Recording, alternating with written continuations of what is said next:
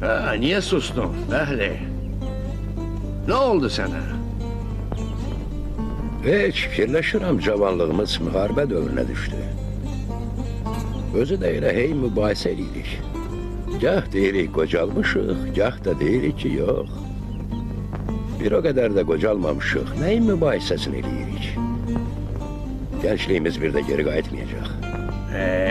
Sen həmişə nəsə uydurursan. Tut. Sağ ol Ziyad. Görünür hər bir insan, kim olur olsa fərqi yoxdur.